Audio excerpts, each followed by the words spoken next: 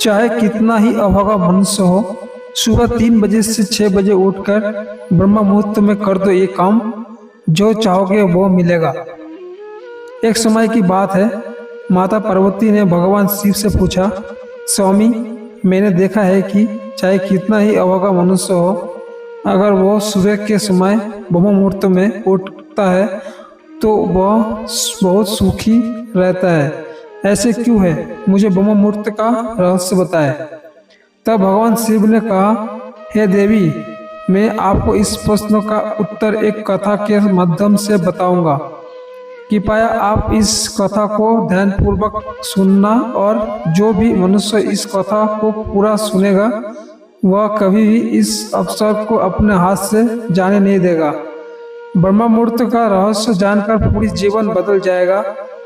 भगवान शिव कथा को सुनना प्रारंभ करते हैं और माता पार्वती से कहते हैं, बहुत समय पहले की बात है, काशी में दीनू नाम का एक लड़का रहता था। वह लड़का बहुत ही अच्छा था, लेकिन एक गलत आदत थी, वह देर तक सोता रहता था। सुबह उसे जगाने के लिए घर वाले कई प्रयास करते थे, परंतु वह रोजाना सुबह देर तक उठता था। वह लड़का कभी भी 9 से पहले नहीं उठता था। जब वह बालक था तब परिवार वालों ने सोचा कि जब वह बड़ा हो जाएगा तो उसकी आदत में सुधार हो जाएगी, परंतु वह लड़का जैसे जैसे बड़ा होता गया उसका यह आदत और भी ज्यादा गहरी होती चली गई। दुनिया इधर से उधर हो सकती है, लेकिन वह लड़का कभी भी जल्दी नहीं उठ पाता था। उसके पिता उसकी इस आदत से बहुत ज्यादा परेशान रहने लगा था। इस लड़के को ढेर नकारात्मक शक्तियों ने घेर लिया था। वह सभी को पलटकर जवाब देता था और दिन भर उदास रहता था। इसका असर उसके स्वास्थ्य पर भी पड़ रहा था। जब उस लड़के को यह पता लगा कि उसके सारे मित्र सफलता को प्राप्त कर चुके हैं, तब वह और भी ज्यादा चिंतित हो गया और ईश्वर को कौन से लगा। वह बार बार यही कहता था कि मेरी किस्मत ही खराब है, परंतु उसके पिता अच्छी तरह से जानते थे कि उस लड़के के असफल होने के पीछे क्या कारण है।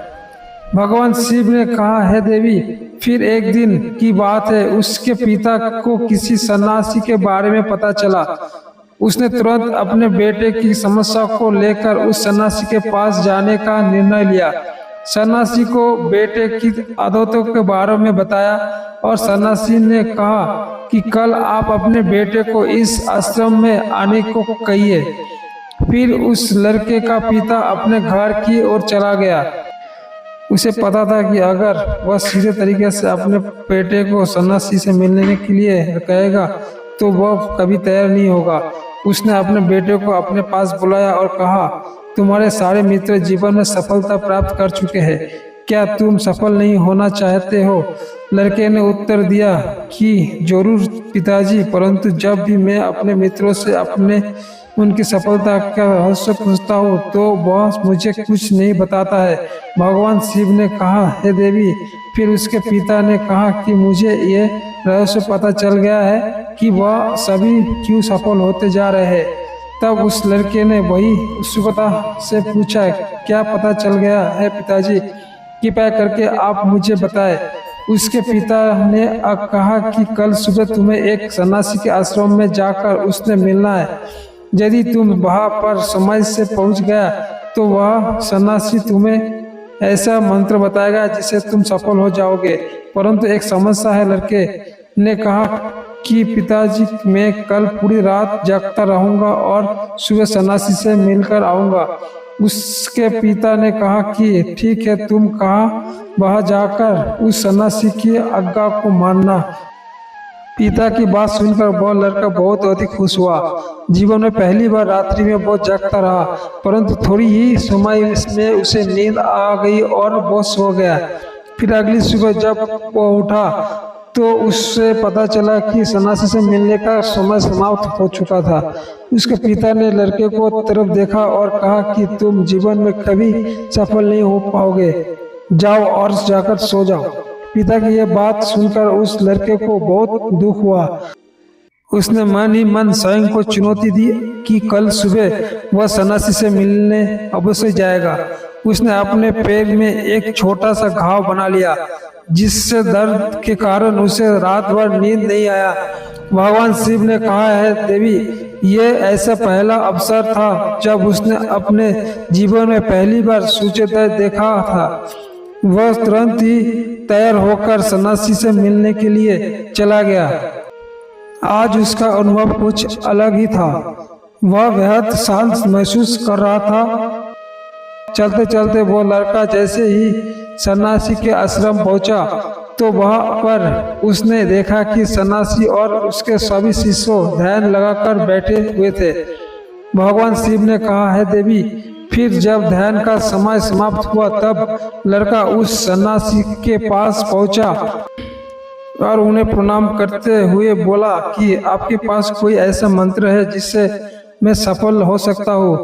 कृपया करके मुझे वह मंत्र बताए। मैं भी अपने मित्रों के समान सफल होना चाहता हूँ और अच्छे जीवन जीना चाहता हूँ। भगवान शिव ने कहा, है देवी। फिर सन्यासी मुस्कुराए और बोले, अच्छा, तो तुम वही बालक हो। तुम्हारे पिताजी मुझसे मिलने आए थे और उन्होंने तुम्हारे विषय में मुझे सब कुछ बता दिया था। मैं तुम्हें वह मंत्र अवश्य बता देता, परंतु आप लड़के ने जैसे ही परंतु शब्द सुना तो लड़का घबरा गया। उसने पूछा, परंतु क्या गुरुदेव? तब सन्यासी ने बोला, मैं तुम्हें वह मंत्र बताऊंगा, परंतु अगले 21 दिन तक तुम्हें मेरे आज्ञा मानना होगा। मैं तुम्हें वह मंत्र 21 दिन के बाद बताऊंगा। तब तक मैं तुमसे जो भी कार्य कराऊंगा तुम्हें वो करना होगा। यदि तुम असफल हुए या कार्य के बीच में तुम्हारा संकल्प टूट गया तो उस मंत्र का असर नहीं होगा। दृढ़ निश्चय के साथ उस लड़के ने कहा कि मुझे आपकी सारी आज्ञा स्वीकार है। मैं अगले 21 दिन के लिए आपका दास हूँ। आप जो भी कहोगे मैं वही कार्य करूँगा। मुझे केवल और केवल उस मंत्र के बारे में जानना है। भगवान शिव ने कहा, है देवी। फिर सन्यासी ने उस लड़के से कहा कि ठीक है, कल से तुम्हारा कार्य शुरू होगा। तुम उसी आश्रम में निवास करोगे। वह लड़का आश्रम में निवास करने के लिए तैयार हो गया। सन्यासी ने कहा कि जहाँ रहते हुए तुम्हें ब्रह्म मुहूर्त में उठना होगा और दूसरे शिष्यों के तरह ध्यान और तप करना होगा। साथ ही आश्रम के कार्यों में भी सहायता करनी होगी। ध्यान रहे, यह संकल्प टूटना नहीं चाहिए। भगवान शिव ने कहा, है देवी। अब लड़का सन्यासी के बात से सहमत हो गए और अगले दिन से उसके कार्य के दिन की शुरुआत थी। इस बार उसने दृढ़ निश्चय किया, परंतु एक सप्ताह बीतने के पश्चात ही उसका संकल्प टूट गया और वह 8वें दिन देर तक सोते रहा। जब वह नींद से जगा तो उसने देखा कि मुझसे कितनी बड़ी भूल हो गई। वह रोते हुए सन्यासी के पास पहुंचा और कहने लगा कि हे गुरुदेव, मेरा संकल्प टूट गया। अब मैं जीवन में कभी सफल नहीं हो पाऊंगा। सन्यासी ने उसे समझाते हुए कहा कि एक बार फिर से शुरुआत करो, फिर से संकल्प करो। फिर लड़के ने सन्यासी से पूछा कि सुबह उठना इतना आवश्यकता क्यों होता है और यहाँ पर सभी लोग इतनी जल्दी क्यों उठ जाता है? भगवान शिव ने कहा, है देवी। तब सन्यासी ने लड़के को समझाते हुए कहा कि सुबह यानी ब्रह्म मुहूर्त में उठने के पीछे बहुत बड़ा विज्ञान छुपा हुआ है। लड़के ने कहा कि कृपया मुझे यह विज्ञान बताने की कृपा करें। सन्यासी ने कहा कि रात्रि को 4 पहर में बांटा गया है। पहला रुद्रकाल, जिसका समय शाम 6 बजे से लेकर 9 बजे तक होता है। दूसरा राक्षस काल, जिसका समय रात्रि 9 बजे से 12 बजे तक होता है। तीसरा गंधर्व काल, जिसका समय रात्रि 12 बजे से 3 बजे तक होता है। और सबसे अंत में जो पहर आता है उसे मनोहर काल कहते हैं। इस समय को ब्रह्म मुहूर्त या अमृत बेला के नाम से भी जाना जाता है। इसका समय भोर 3 बजे से सुबह 6 बजे तक होता है। यह समय होता है जब पूरे संसार की नकारात्मक शक्तियाँ निष्क्रिय अवस्था में होती है और सकारात्मक शक्तियाँ सक्रिय होती है। ब्रह्म मुहूर्त अर्थात देव मुहूर्त। ब्रह्म मुहूर्त का अर्थ देवताओं का समय होता है। भगवान शिव ने कहा है देवी, वह सन्यासी आगे कहता है, इस समय देवता धरती पर विचरण कर रहे होते हैं और जागृत मनुष्यों पर उनका बड़ा ही सकारात्मक प्रभाव पड़ता है।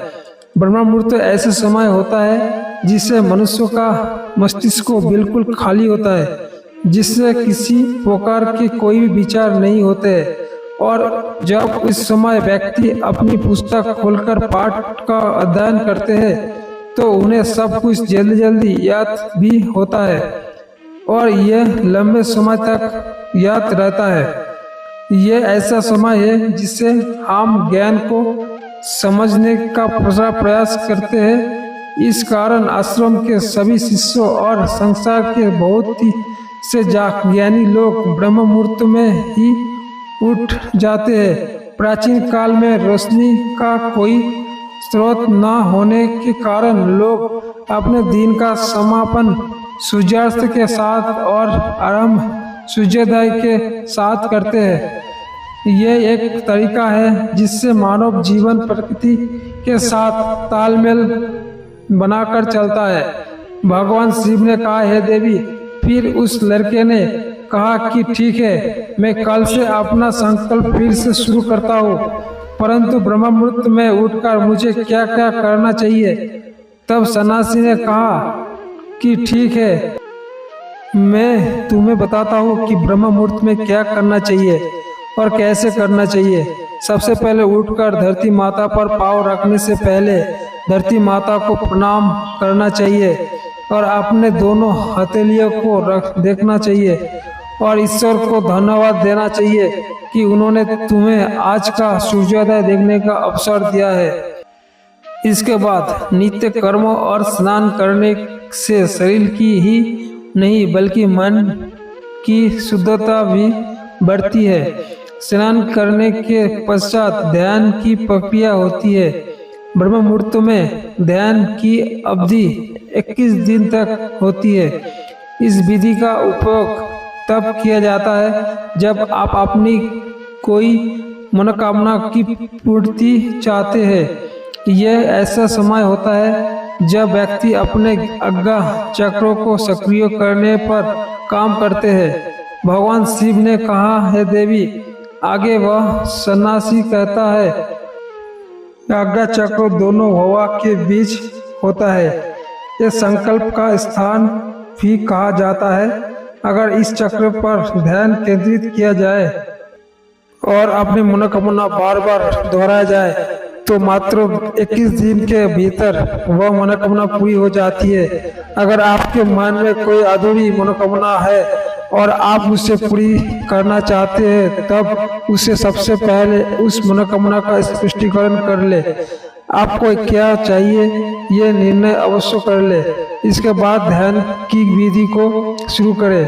ब्रह्म मुहूर्त में स्नान के बाद एक ऐसे स्थान चुने जहां पर वायु का प्रवेश हो। ध्यान में शुद्ध प्राण वायु का होना आवश्यकता होती है। ध्यान की मुद्रा में रीढ़ की हड्डी सीधी होनी चाहिए, साथ ही गर्दन भी सीधी होनी चाहिए। सुखासन की अवस्था में दोनों हाथों को घुटने पर रखकर आंखों बंद करके बैठ जाए। हाथों की मुट्ठी को बंद कर ले और 2-3 मिनट तक बिल्कुल शांत हो जाए।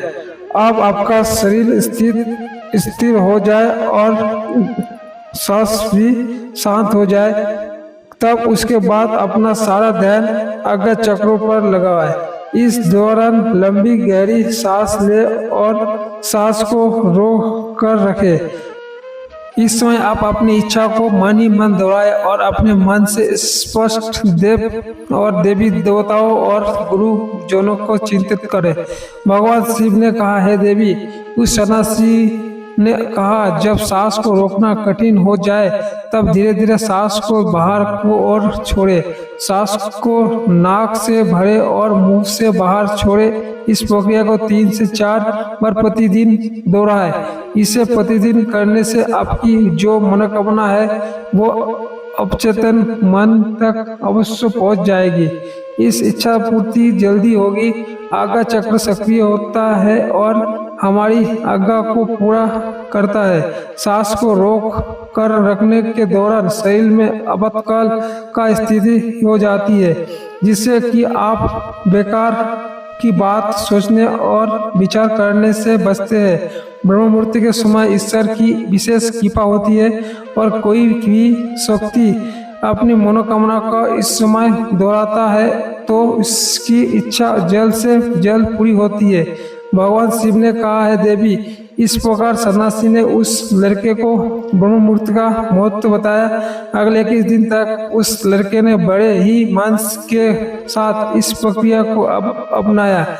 अब वह बहुत ही ज्यादा अनुशासित और शांत स्वभाव का बन चुका था। इस लड़के ने जैसे ही अपना संकल्प पूरा कर लिया, इसके बाद वह लड़का बड़े ही प्रसन्न भाव से सन्यासी के पास पहुंचा और कहने लगा, ये गुरुदेव, मैंने 21 दिन का संकल्प पूरा कर लिया है। आप कृपया मुझे सफल होने का मंत्र बताएं।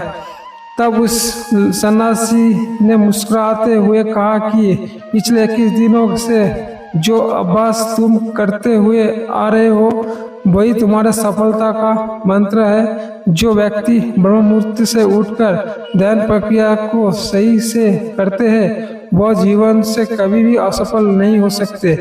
तुम्हारे ब्रह्म मुहूर्त का रहस्य पता चल चुका है। आप तुम्हें इसे जीवन वर्जित करो।